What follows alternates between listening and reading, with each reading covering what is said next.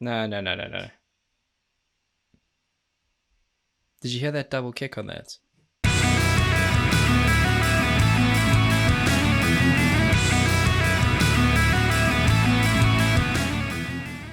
Welcome back, and thank you for joining me for another reaction video. If you are new here, welcome to the channel. Glad to have you with us. Please don't forget to subscribe, turn on those notifications, and you're good to go. Now, another reason I love you guys so much is my phone started blowing up today with messages and emails and comments and tweets letting me know that Band-Maid finally dropped another live video and track from their performance earlier this year. I think it was on Valentine's Day. It's called Play. I'm super excited. You know how much I love to watch them live. I got on this as soon as I possibly could, so thank you for having my back and letting me know about this one. Band-Maid, Play. Let's see what you got.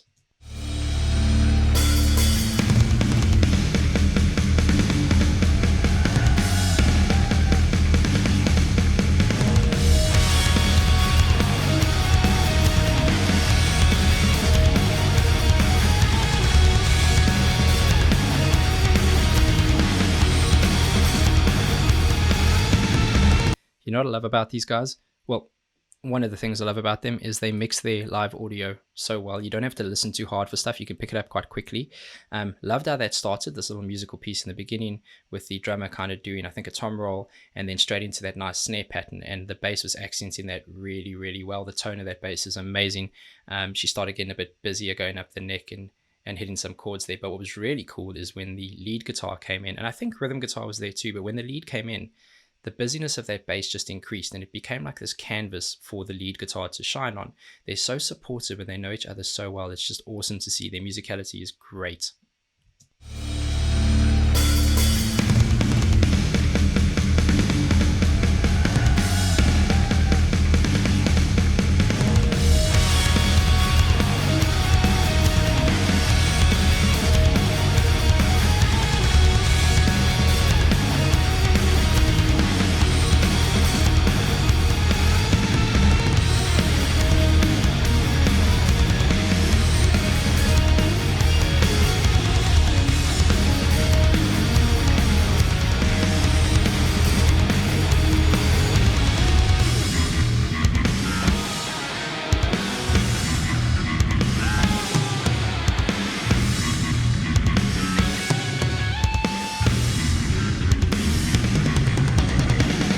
Oh, I love this. I mean, we're almost a minute in, I think. Is this an instrumental, or is this like just like a beginning instrumental piece? Either way, it doesn't matter.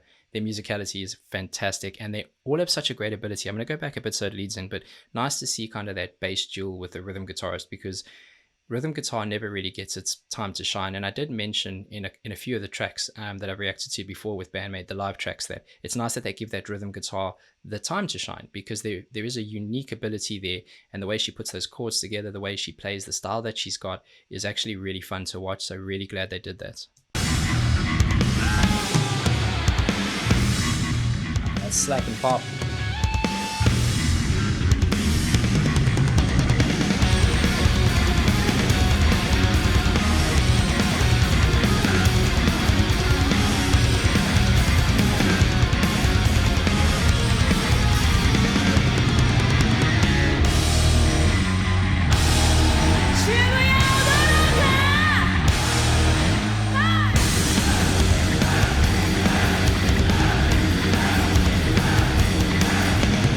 Listen to that bass kick off. I was going to mention earlier about her slapping and popping, the way that she knows just when to kind of pop it out, that it comes just after the start of a cycle, and you get that real clarity, and it almost feels like it's leading into the next piece. But what she's doing here is just great. I know that the reason you can hear that bass so well is not just about her playing and her remarkable ability to make sure every note has extreme clarity, but the tone of that bass is out of this world. It's remarkable. I've not heard that in a long time.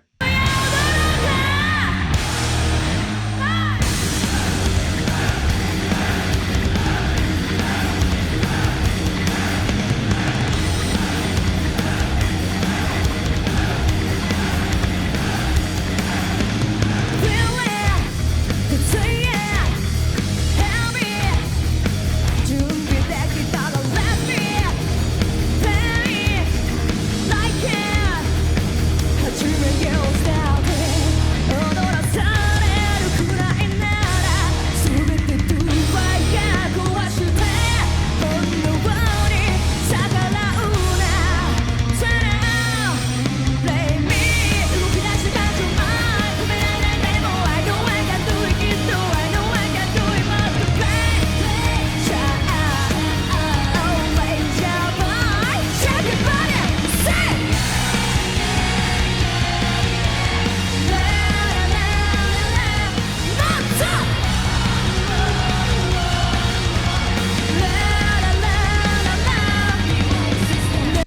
Honestly, this is crazy good. And I wanted to stop it for like the last, I don't know, 20, 30 seconds. I just couldn't bring myself to do it. They are so good at writing these hits. I say it again, hit machine. Catchy, and this time not because of just the melody she was singing, but her vocal phrasing, the speeding up of certain words, the dragging out of others, the music behind it, that part where the crowd came in. I mean, I'm not sure at this point which is the chorus, if that's a post-chorus, if that's something that leads back into a verse again, but it's just so catchy and it resonates so well with me. This is one of those kind of bucket list concerts, and I've got a few of them now from this channel that I have to go and see. Band-Maid, please, please come to the UK.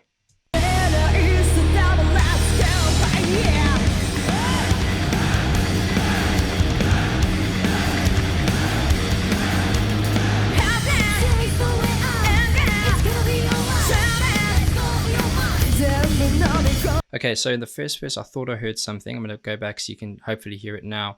When they go into that verse, and it's harder now because you've got the secondary vocal coming in a little bit stronger where it wasn't before. So it's hard to hear what I'm about to explain, but you had kind of the bass hits with the one guitar accenting and then leaving a gap between, and then you had the other guitar kind of doing like a slider up and down.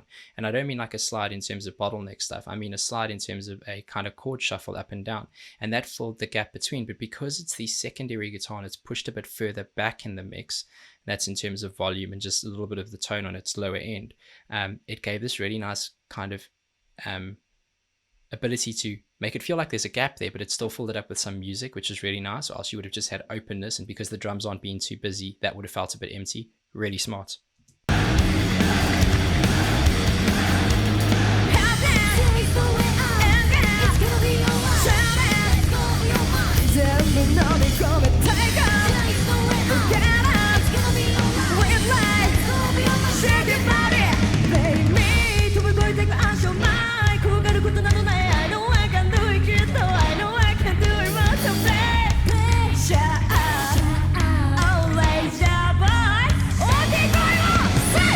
Those are called rim shots, when the drummer plays on the actual metal rim around without hitting the skin, and it's a percussive element, right? So some people use percussion blocks and some people have backing tracks. I like that she does that live, and the clarity on that again, because when you're playing on a skin, there's a certain bounce back that the stick hits, and that's how you kind of acknowledge that pressure.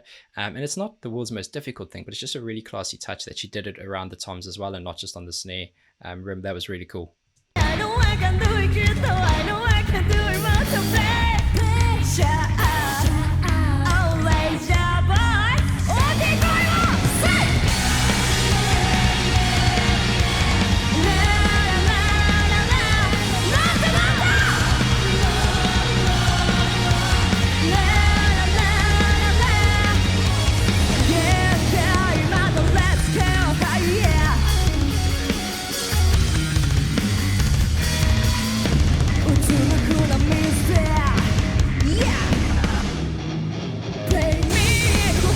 No.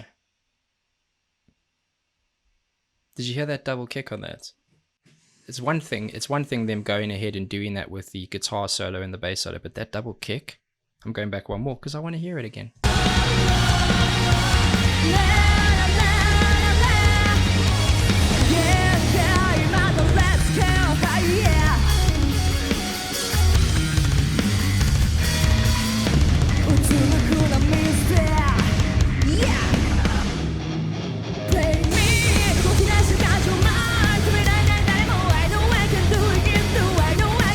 This is one of my favorite parts.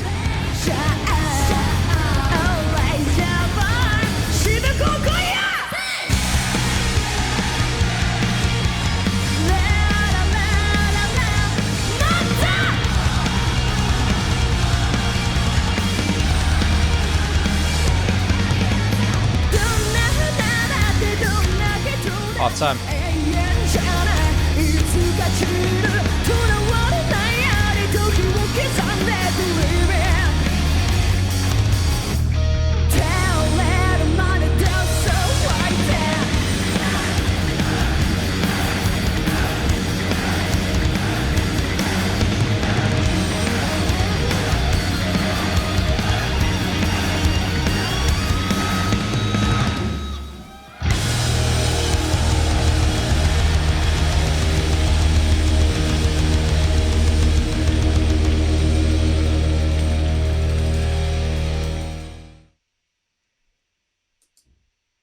Okay, that was special.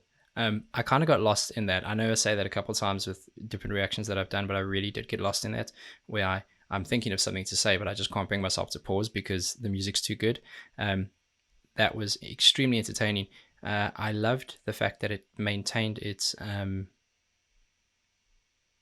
hit making machine kind of quality.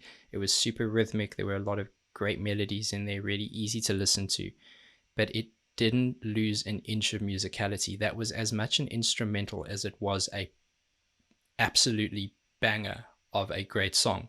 Um, there is a lot in there for the average music listener, and there's a lot in there for musicians. There's a lot in there for engineers.